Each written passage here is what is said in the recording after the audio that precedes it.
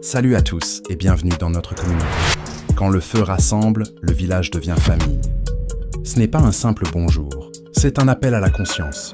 Ici, chaque abonné est un maillon de la chaîne patriotique. On ne vient pas pour consommer, on vient pour construire. Aux nouveaux abonnés, nous vous accueillons avec joie parmi nous.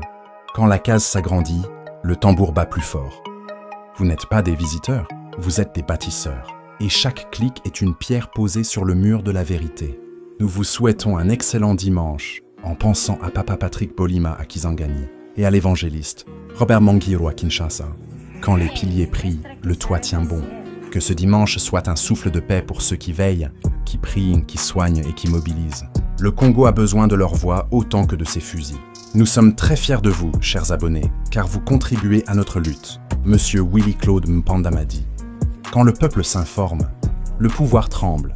Vous êtes les sentinelles numériques du Congo. Vous êtes ceux qui refusent l'oubli, qui dénoncent l'injustice, qui éclairent les zones d'ombre. À nos anciens membres qui retrouvent notre nouvelle adresse, nous vous souhaitons également la bienvenue. Notamment à Placide Kazadi à Lubumbashi. Quand le chemin revient, le voyage reprend. Novita 1 a été frappé, mais Novita 2 est debout. Et les anciens sont là, comme des gardiens de mémoire.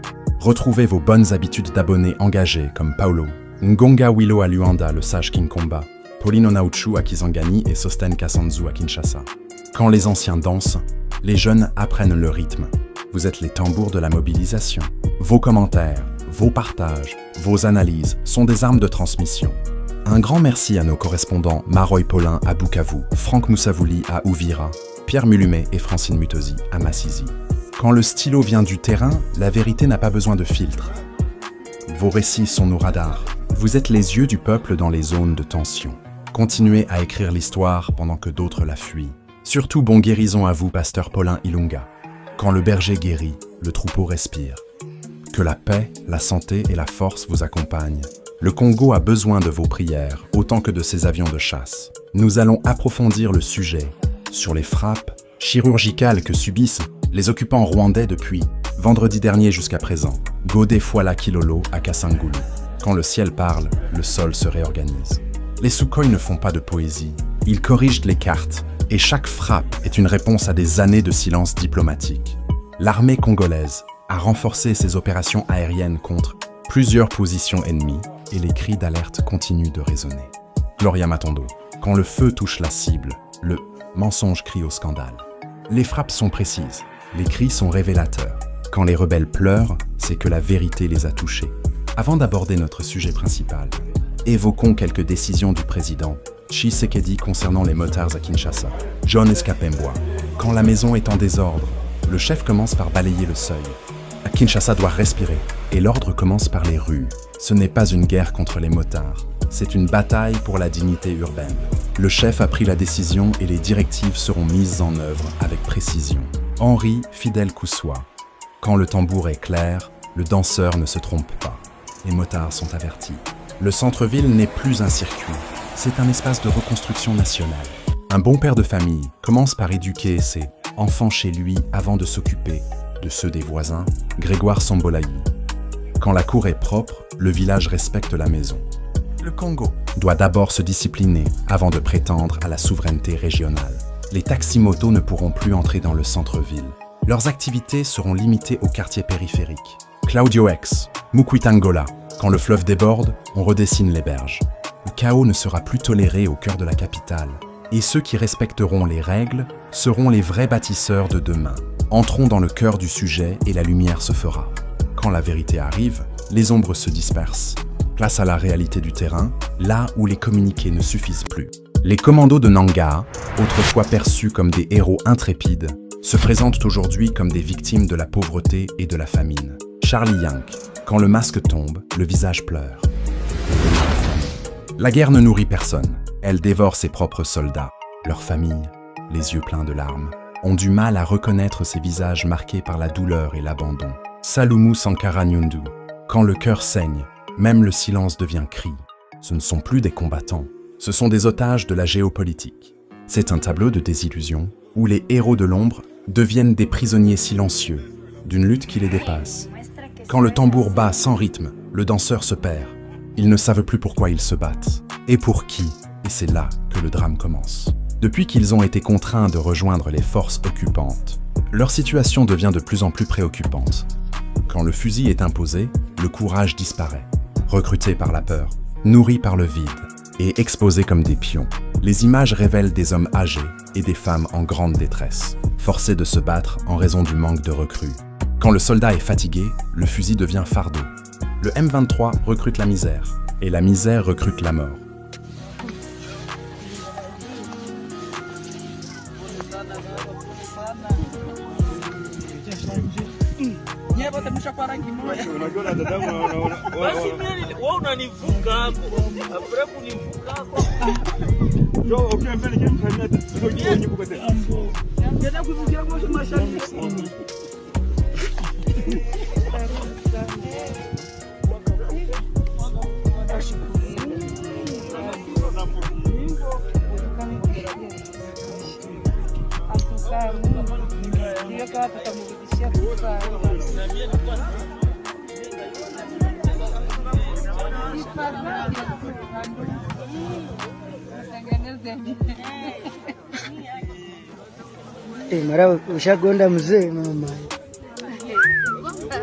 Pour ceux qui veulent comprendre, cet homme a été capturé et contraint de rejoindre la rébellion par les terroristes du M23. Sa vie est devenue un vrai cauchemar. Quand le rêve devient prison, le réveil est douloureux. Il ne combat pas, il survit. Et chaque jour est une bataille contre l'oubli. Sa famille est ravie de le revoir en vie, même si ses conditions de vie sont comparables à celles d'un prisonnier torturé. Quand le pain manque, le sourire devient larme. Le retour est un soulagement, mais pas une délivrance. Il est vivant, mais brisé. Le comble dans tout ça est que ce sont ces Congolais qui seront envoyés en première ligne, exposés au feu des Sukhoi 25 et des drones CH4. Quand le frère devient bouclier, le chef doit répondre. Le Congo ne doit pas sacrifier ses enfants pour des calculs étrangers. Il doit les protéger, les écouter, les libérer. C'est regrettable pour ces Congolais qui se retrouvent en première ligne sous les frappes aériennes de leur propre armée. Quand le feu vient du ciel, même les racines du pays tremblent. Ces jeunes, enrôlés de force ou manipulés, deviennent les premières cibles d'une guerre qu'ils ne comprennent pas toujours. Et pourtant, ce sont eux qui paient le prix fort, sans avoir choisi le terrain ni le camp. Les avions de chasse ne sont pas responsables, car ils frappent des cibles précises, sans faire de distinction entre Congolais et non-Congolais. Quand le fusil ne reconnaît pas le visage, le sang devient anonyme. Les Sukhoi ne demandent pas la carte d'identité, ils obéissent aux coordonnées. Et dans cette guerre, la précision ne garantit pas la justice. Les FARDC poursuivent leurs frappes sur les positions de l'AFC M23 et de l'armée rwandaise, qui déplorent des pertes humaines par centaines depuis 2 jours à Masisi et Walikale. Quand le tambour de guerre résonne, les collines pleurent en silence. Les rebelles ramassent leurs morts, et le Congo commence à reprendre son souffle. Après les bombardements de vendredi, de nouvelles frappes musclées ont été signalées samedi à Nyarushamba, Kalambé et Petit dans le Masisi. Quand le feu revient, le serpent change de trou. Les positions ennemies sont secouées, et les plans d'occupation vacillent. De puissantes explosions ont retenti samedi soir, causant de nouvelles pertes parmi les forces d'occupation qui s'affairent à ramasser les corps. Quand le sol parle, le mensonge s'effondre. Les collines de Bachali ne mentent pas. Elles ont vu les flammes, elles ont entendu les cris. Les FARDC ont adopté une nouvelle approche. La guerre comme seule réponse aux magouilles diplomatiques de Doha. Quand la paix devient piège, le fusil devient parole. Le Congo a compris que les accords sans acte sont des cercueils diplomatiques et que la souveraineté ne se négocie pas en costume. Chaque fois que les agresseurs tuent des civils en violant le cessez-le-feu, ceux qui ont instauré ce cessez-le-feu restent silencieux. Quand le chef regarde, ailleurs, le peuple enterre ses enfants. Doha parle de paix, mais Masisi compte ses morts. L'armée congolaise a longtemps voulu prouver qu'elle était plus obéissante que les autres. Quand l'obéissance devient faiblesse, la patrie devient cible. Le Congo a trop respecté les règles d'un jeu truqué, et aujourd'hui, il réécrit ses propres règles. Israël bombarde sans être réprimandé. Les États-Unis ignorent le cessez-le-feu quand leurs intérêts sont en jeu. Quand les puissants frappent, le silence devient diplomatie. Alors pourquoi le Congo devrait-il se taire pendant que ses terres brûlent ? Le Congo a compris que lorsque ses territoires sont en flammes, le cessez-le-feu n'a plus de raison d'être. Quand la maison brûle, on n'attend pas l'autorisation pour éteindre. Le Congo ne demande plus, il agit. Les occupants préparent de grandes offensives sur l'axe Uvira-Fizi. Le discours a changé. Les opérations de chasse ont repris. Quand le lion se réveille, les hyènes révisent leur plan. Le Congo ne recule plus, il traque. Aucune condamnation n'a été émise contre le Congo pour violation du cessez-le-feu. Oh, quand le silence des puissants accompagne tes frappes, c'est que tu as enfin compris leur langage. Le Congo n'est plus naïf, il est lucide. Pendant trop longtemps, il a obéi à des ordres pendant que ses territoires étaient menacés. Quand le chef écoute les tambours étrangers, le village devient orphelin. Aujourd'hui, le Congo écoute ses collines, et ces collines crient de vengeance. Lorsque l'ennemi avance, il faut frapper vite, sans attendre les instructions des capitales occidentales. Quand le serpent entre dans la case, on ne demande pas conseil aux voisins. La souveraineté ne se consulte pas, elle se défend. Les pertes s'accumulent du côté des troupes de Kagame. Ils ont compris qu'avec un peu de détermination, tous les territoires occupés peuvent être récupérés. Quand le vent tourne, même les vautours perdent leurs plumes. Le Congo a retrouvé son souffle, et l'ennemi son cauchemar. L'armée congolaise a intensifié ses déploiements sur tous les fronts. Le cours du conflit a changé. Quand le feu vient de partout, le mensonge n'a plus de refuge. Le Congo ne frappe plus en réaction, il frappe en stratégie. Les forces spéciales Tigres sont présentes même dans les toilettes. Bien armées et plus motivées que jamais. Quand le soldat est partout, l'ennemi ne sait plus où fuir. Les tigres ne dorment pas, ils rôdent, ils protègent, ils nettoient. De nouveaux soldats venus d'Égypte, de Calémie et bientôt de Kitona arrivent à l'est. Quand les renforts arrivent, le sol reprend confiance. Le Congo ne se bat plus seul, il se bat en réseau, en cohérence, en puissance. En Ituri aussi, les unités Tigres sont déployées, avec plus de 5000 hommes bien entraînés déjà sur le terrain. À Bunia, chef-lieu de la province d'Ituri, la sécurité reste au cœur des préoccupations. Ce matin, dans un climat ensoleillé, les bataillons Tigres, récemment déployés en Ituri, ces vaillants militaires viennent de finir leur formation spécialisée en opérations spéciales, avec pour mission principale d'appuyer la PNC dans la lutte contre la criminalité urbaine, avec une puissance de feu, flexibilité et mobilité de manière plus rapide et prompte contre les bandits armés, en vue de les mettre hors d'état de nuit. Dans les collines voyant les tigres, elles respirent enfin. La pression est partout, et cette fois, c'est le Congo qui l'impose. D'autres groupes de combattants, appelés Tigres, se préparent à traverser Calémie en direction d'Uvira. Quand les tambours résonnent à l'est, même les collines se préparent à parler. Les Tigres ne viennent pas pour défiler, ils viennent pour corriger la carte. Et chaque pas vers Uvira est une promesse de reconquête. Nangaa a presque versé des larmes lors de son interview d'hier, accusant Tshisekedi de les avoir détournés des négociations à Doha tout temps, acquérant des équipements militaires pour mener des attaques. Quand le chef pleure, ce n'est pas toujours pour le peuple. Parfois, c'est pour ses calculs. Les larmes de Nangaa ne lavent pas les collines. Elles révèlent une panique stratégique. Doha n'a pas sauvé son camp. Les Sukhoi, eux, ont changé la donne. Lorsque Corneille Nangaa et Lawrence Kanyuka s'expriment, c'est que la situation est réellement préoccupante dans leur camp. Quand les tambours du camp adverse deviennent plaintes, c'est que la tempête approche.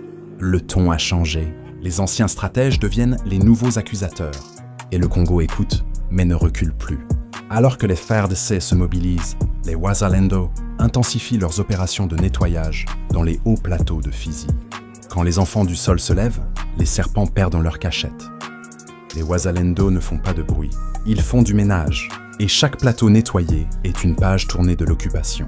Actuellement, plus de 50 000 Tutsis, prétendument congolais, ont fui la RDC vers d'autres pays d'Afrique de l'Est pour assurer leur sécurité.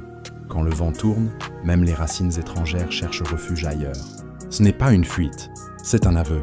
Le terrain n'est plus à eux, et le Congo reprend ses couleurs. Depuis que les Wazalendo ont pris le contrôle de Minembwe, longtemps contrôlé par les rebelles rwandais, la situation a radicalement changé. Quand le cœur du territoire bat à nouveau, le sang de la nation circule mieux. Minembwe n'est plus un symbole de trahison, c'est devenu un bastion de renaissance. Les règles sur le terrain ne sont plus les mêmes. Les fils du pays ont repris la gestion de ces zones qui étaient sous le contrôle des Tutsis depuis des décennies. Quand le sol est repris par ses enfants, les saisons changent. Le Congo ne négocie plus sa souveraineté. Il l'exerce. Depuis le départ de Joseph Kabila en 2018, plus de 325 villages habités par les Banyamulenge, dans le sud Kivu, ont été réduits en cendres par les Wazalendo. Quand le feu vient du peuple, c'est que la colère a mûri. Ce n'est pas une vengeance, c'est une réponse à des décennies de domination silencieuse. Plus de 500 000 têtes de bétail ont été volées et des milliers de personnes, en collaboration avec les rebelles Twirwaneho et Red Tabara, ont perdu la vie. Quand le bétail disparaît, le village pleure 2 fois pour sa terre et pour ses enfants. Le Congo ne compte plus les pertes, il compte les leçons. Twirwaneho, un groupe armé composé de Banyamulenge, défie le Sud Kivu depuis plusieurs années. Quand le serpent change de nom, il garde ses crocs. Twirwaneho, Twiranero, peu importe le nom, le poison reste le même. Leur nom signifie « nous nous défendons » en Kinyarwanda. Mais depuis 2020, leur défense est devenue une attaque contre la République. Quand la défense devient domination, le peuple doit se lever. Le Congo ne tolère plus les slogans, il répond par des actes. Le colonel Makanika, ancien des FARDC, a renforcé le groupe avec son expertise militaire. Quand le frère retourne sa veste, le village doit changer de serrure. Les brassages ont brassé des traîtres, et le peuple n'a pas oublié. Depuis sa création, Twirwaneho est accusé de recruter des mineurs et de commettre des abus. Quand l'enfance devient fusil, la nation perd son avenir. Le Congo ne combat pas seulement une milice, il combat une idéologie. En 2023, le groupe a rejoint l'AFC aux côtés du M23, intensifiant les opérations militaires dans le Sud Kivu. Quand les serpents s'unissent, le feu doit être total. L'alliance est claire. La réponse doit l'être aussi. Heureusement, la résistance congolaise a réussi à mettre fin à ces mouvements qui ciblaient des acteurs clés depuis des années. Quand le peuple se lève, même les montagnes se déplacent. Les Wazalendo ont fait ce que les diplomates n'ont jamais osé faire, neutraliser la menace. Leur présence constituait un défi constant en matière de sécurité et d'humanitaire dans la région des Grands Lacs. Quand le poison est retiré, la rivière retrouve sa clarté. Le Congo respire et les Grands Lacs retrouvent leur nom. Un grand bravo aux combattants congolais de Wazalendo pour leurs luttes acharnées menées depuis tant d'années. Quand le courage devient quotidien, la victoire devient inévitable. Ils n'ont pas combattu pour la gloire, ils ont combattu pour l'existence. L'un des avantages de cette situation est que les frontières de cette région sont situées entre le Burundi et la RDC. Quand le voisin est vigilant, le voleur hésite. Le Burundi est un allié stratégique, mais les tensions avec le Rwanda compliquent la danse. Pour mener des contre-offensives dans ces zones, une collaboration avec le Burundi est nécessaire. Quand le pont est fragile, le passage devient un risque. Le Congo doit jouer finement, car l'ennemi est à la fois dedans et autour. Merci chers abonnés et à bientôt. Merci infiniment d'avoir regardé cette vidéo jusqu'au bout. Nous espérons que vous avez trouvé notre contenu aussi passionnant qu'enrichissant. Votre engagement signifie énormément pour nous. Alors, si cette vidéo vous a plu, n'oubliez pas de la liker, de la partager avec vos amis et de laisser un commentaire ci-dessous. Un grand merci à nos fidèles abonnés pour votre soutien continu. Vous êtes la force qui nous pousse à continuer de créer et de partager. Et si vous êtes nouveau ici, bienvenue dans notre communauté. Nous serions ravis de vous compter parmi nous. Alors n'oubliez pas de vous abonner et de cliquer sur la cloche pour ne manquer aucune de nos futures vidéos. Rejoignez la communauté Novita TV et ensemble, continuons à explorer, apprendre et grandir.